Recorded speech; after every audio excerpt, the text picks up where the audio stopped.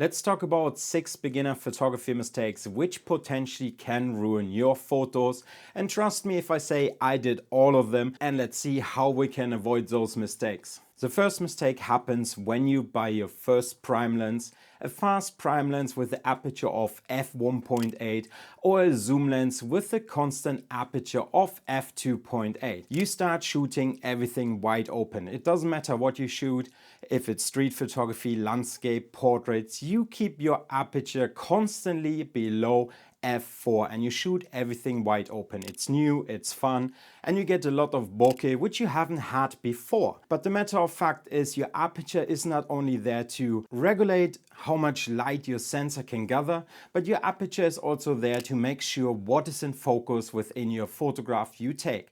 Let's take an example, a portrait. A portrait can look fantastic on an aperture of f1.2, f1.4 or f1.8. Nice, great. Beautiful bokeh, beautiful separation, but sometimes you need to consider what you want to tell with a photograph. What needs to be in focus, what is the purpose of this photo, and if it's better to shoot this portrait as an example at an aperture of f4 instead of f1.8. Let's say you have a single person in a portrait, then obviously an aperture of f1.8 will work and will do the job and gives you a nice background separation from a model to the background. But let's say you would shoot a couple as an example. Does the aperture of f1.8 still gives you great sharpness, great contrast, and gets in focus what you want to get in focus? A couple picture is always better shot at f2.8, f4, or even 5.6. If you have a single person and you want to blur out the background and get as much separation as possible, then obviously an aperture of f1.8 will be the best choice. But also if you take a group photo as an example at a wedding, you might need to go up to an aperture of f11, f16 to make sure every single person is sharp and in focus. So don't shoot everything wide open. Just because you can shoot at f1.8 doesn't mean you need to shoot at f1.8. The next topic seems to be still some sort of hot topic for a lot of photographers, and this is shoot ISO 100. You might heard of a phrase, shoot ISO 100. ISO 100 is the best ISO, gives you the cleanest, nicest, best looking images possible. Whilst this is correct, an ISO 100 will give you the lowest noise level, best looking images and nicest, cleanest images as well.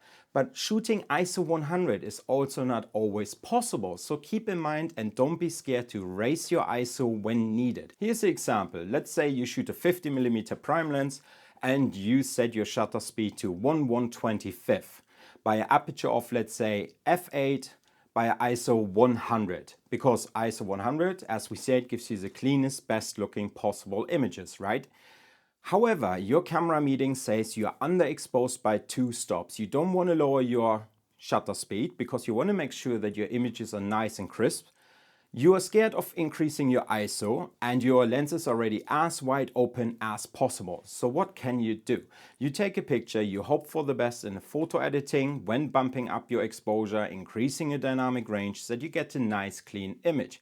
Or you increase your ISO to ISO 400, 640, 800 or even 3200 because it needs to be, because this is the correct ISO and ISO sensitivity to use to get the correct exposed image. So what's more important? Having a bit of noise within a photograph, but a correct exposure, which will help you later in a photo editing to get a correct editing, or an underexposed picture where you potentially introduce more noise, artificial noise, because you need to increase your dynamic range, your exposure by +2 stops. What's more important? Another one is the shutter speed. There's an old saying that you need to double up your shutter speed compared to the focal length you're shooting to get nice crisp images without motion blur. So as an example, you shoot a prime lens of 50mm, you want to have at least a shutter speed of 1/125th. However, with modern cameras and a built-in IBIS, this is not 100% needed anymore, and you can get crisp, clean images with a lower shutter speed compared to your focal length you're shooting at. Personally speaking, I still try to make sure that most of the times in tricky lighting situation, and I would shoot a 50mm, that my shutter speed is at least 1/125th of a second. So always make sure that you have the correct shutter speed to freeze the action or to freeze the moment depending on your subject you want to shoot. For a portrait as an example, you can easily shoot a faster shutter speed to freeze the action, to freeze the motion, and to get a nice, crisp, clean image. If you're shooting some motion or anything what is moving, and depending on a subject, as an example, you want to shoot some long exposure, you need to lower your shutter speed to let more light hitting a sensor to get this motion blur running through your photo. So always keeping in mind what sort of topic you photograph and what sort of shutter speed you need. Everything what is fast moving on average gets shot on a higher shutter speed, 1/125th, 250th of a second, 500, 600, 800th of a second, you get the point. Everything where you want motion blur gets shot with a slower shutter speed. So keep this in mind depending on the subject you're photographing. The next point is your autofocus settings, using the correct autofocus for the correct subject you're photographing. And this is technically very simple to remember. Everything what is moving, you want to use continuous autofocus. Everything what is still, you want to use single point autofocus. Even though in my portrait photography, I use more and more continuous autofocus, because even if the model is standing still in this moment and I count down 3, 2, 1 shot, this person might move slightly, so my image won't be 100% in focus. So having the option between single point autofocus and continuous focus is definitely handy. So keep in mind what sort of subject you're shooting and what autofocus system or setting would be the best match for it. If you're shooting a landscape image, then single point autofocus or even manual focus is the best choice, because your subject does not move. If your subject is moving, portraits, families, weddings, or even cars, then continuous autofocus probably might be the best option. This mistake happens probably to a lot of people, and I need to confess, it still happens to me sometimes. When you're photographing a subject, if you're photographing a portrait, you're outdoors or on location, whatever might be the case in your case in this moment, pay attention to your surroundings, pay attention to small details.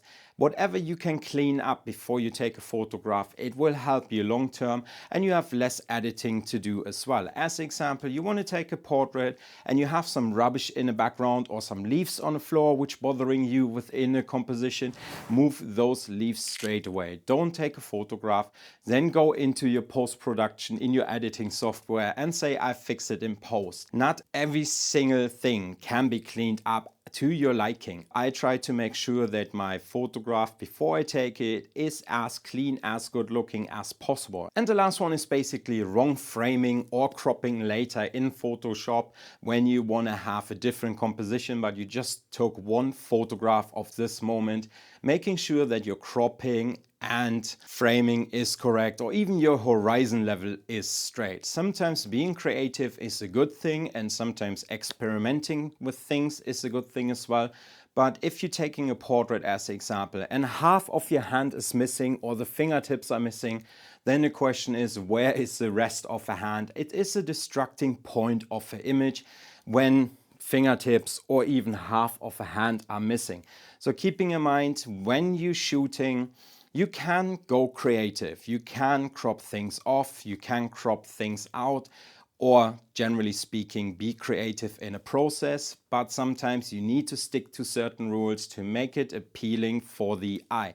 As an example, you crop an image just above your knee and not below the kneecap. It just doesn't look right. Certain rules are there for a reason and to be followed. And with that said, those are 6 very common beginner photography mistakes, and I hope you guys keep those in mind and find a work around those settings. Like, comment, subscribe to all the good things, my friend, and I'm gonna see you very soon in another video. Cheers, pal.